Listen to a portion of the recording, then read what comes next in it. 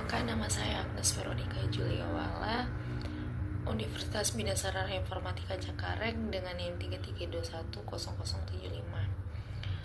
Sekarang saya ingin mempresentasikan tugas agama meeting keempat, yaitu hubungan antar agama dan ilmu pengetahuan. Baik, sekarang kita mulai saja. Hubungan antar agama dan ilmu pengetahuan telah menjadi topik yang kompleks dan sering diperdebatkan sepanjang sejarah. Berikut adalah beberapa perspektif yang relevan.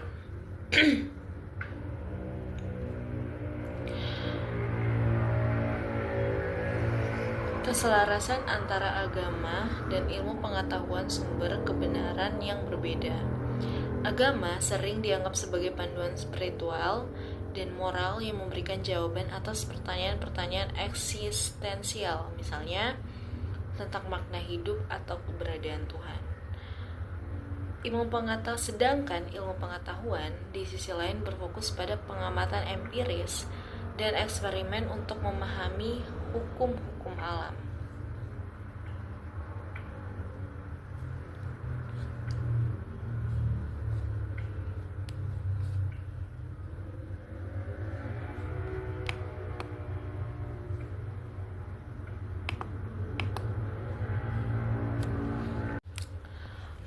Keduanya dapat berjalan selaras jika masing-masing fokus pada wilayahnya tanpa saling bertentangan.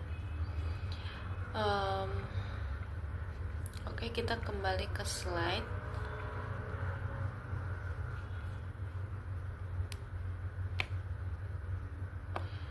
Pertemuan 9, yaitu hubungan iman Kristiani dengan ilmu pengetahuan. Kita hidup pada zaman kemajuan ilmu pengetahuan dan dalam banyak hal persoalan manusia yang banyak teratasi walaupun masalah-masalah baru terus bermunculan. Kemajuan ilmu pengetahuan juga membawa dampak bagi kehidupan manusia, termasuk kehidupan beragamanya.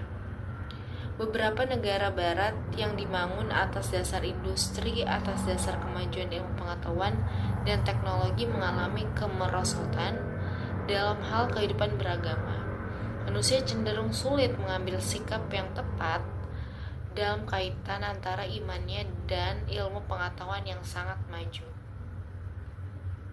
Contohnya di era modern dan era maju seperti sekarang. Kita juga hidup dalam suatu dunia saat teknologi telah mencapai kemajuan yang tidak terbayangkan dalam berbagai bidang, terutama teknologi komunikasi. Sudah banyak dampaknya, baik yang lebih memanusiakan manusia maupun yang kurang atau tidak memanusiakan manusia. Tipologi hubungan iman dan ilmu pengetahuan dalam sejarah kekristenan. Pada satu sisi, perguruan tinggi adalah tempat ilmu pengetahuan dan teknologi dipelajari sekaligus dikembangkan. Tujuan mempelajari ilmu pengetahuan dan teknologi tidak hanya untuk menguasainya, namun agar dapat menyumbang baik untuk perkembangan manusia secara pribadi maupun untuk masyarakat secara bersama-sama. Bila ilmu pengetahuan dan teknologi dijadikan salah satu substansi kajian, ada asumsi bahwa agama memberikan sumbangan yang berarti dalam rangka memotivasi manusia untuk mempelajari dan mengembangkannya demi kegunaan bagi manusia dan masyarakat.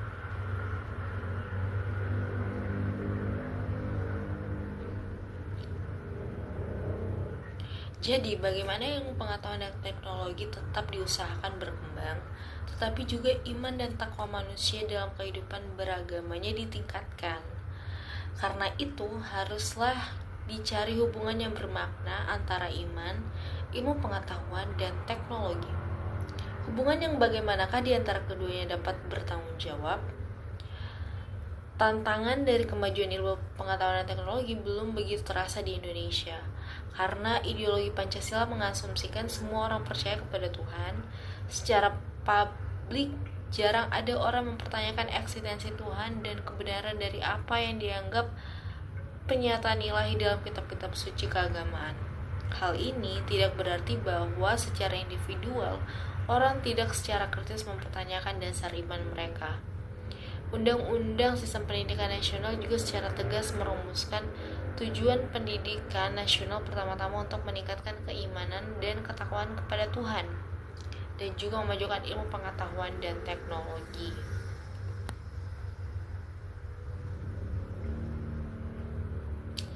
Lantas bagaimanakah sifat hubungan antara iman atau agama dan ilmu pengetahuan dalam sejarah, khususnya sejarah kekristenan? Hubungan yang bagaimanakah yang dapat kita kembangkan agar berguna bagi kemajuan ilmu pengetahuan dan teknologi, serta sekaligus meningkatkan keimanan kita kepada Tuhan? Inilah persoalan substansial kajian ini.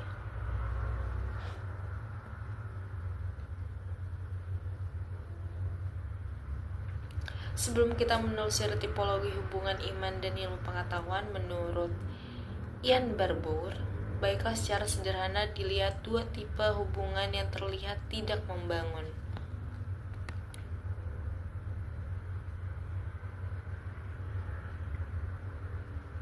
Dominasi iman terhadap ilmu pengetahuan atau sains.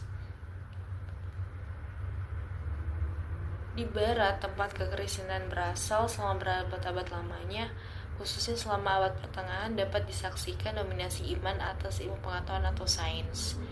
Teologi yang menjadi acuan kehidupan orang Kristen dianggap sebagai ratu ilmu pengetahuan telah menempatkannya sebagai ukuran kebenaran untuk segala hal, bukan hanya untuk soal iman dan etika.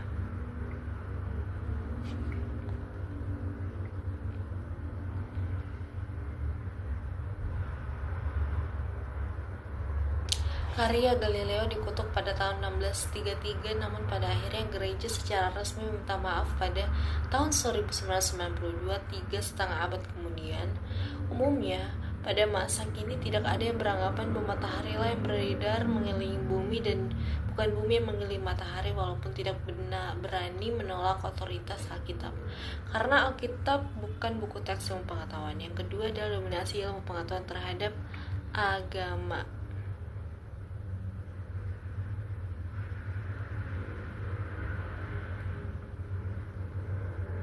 Sejak zaman pencerahan, dominasi iman atas ilmu mulai dipertanyakan, malahan berkembang menjadi dominasi ilmu atas iman. Tantangan utama atas agama atau iman dalam abad ilmu pengetahuan adalah keberhasilan metode ilmu pengetahuan. Tampaknya ilmu pengetahuan memberikan satu-satunya jalan yang dapat dipercaya menuju kepada pengetahuan. Banyak orang menganggap sains bersifat objektif, universitas rasional, dan didasarkan pada bukti observasi pengamatan yang kuat, sedangkan agama pada sisi yang lain bersifat sangat subjektif, lokal, emosional, dan didasarkan pada tradisi atau sumber kewibawaan yang saling bertentangan satu sama lain. Lama-kelamaan, orang lebih yakin akan metode ilmu pengetahuan, mulai meragukan keyakinannya dan bahkan meninggalkannya sebagai sesuatu yang tidak berdasar. Sebagai akibatnya, para teolog ada juga yang mencoba menyesuaikan pernyataan Alkitab dengan temuan ilmu pengetahuan, dan dengan demikian imam tunduk kepada ilmu pengetahuan. Inilah dominasi ilmu atas iman. Silakan Anda amati.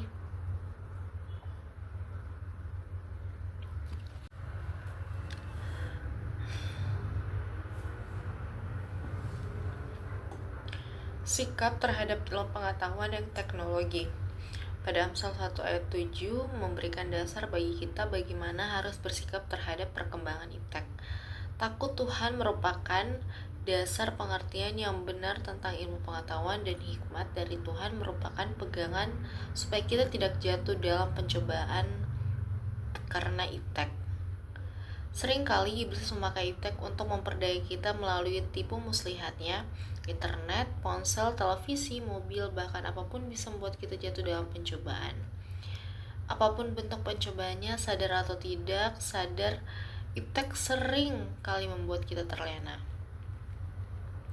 Pada Efesus 6 ayat 10-17 membekali kita untuk berperang melawan tipu muslihat iblis. Yang pertama, perisai iman dan ketopong keselamatan. Dengan keyakinan iman bahwa kita telah ditebus dari dosa dan diselamatkan, maka kita telah menjadi milik Kristus seutuhnya. Iman kita menjadi perisai yang melindungi kita sehingga si jahat tidak akan dapat mengambil kita daripadanya. Yang kedua adalah pedang roh. Firman Allah menjadi pelita saat berjalan dalam dunia semakin gelap. Pada Mazmur 119 ayat 105. Membaca firman Tuhan setiap hari membuat kita semakin mengerti kehendak Tuhan. Firman Tuhan yang tertanam dalam hati menjadi senjata bagi kita untuk melawan godaan-godaan dari si jahat.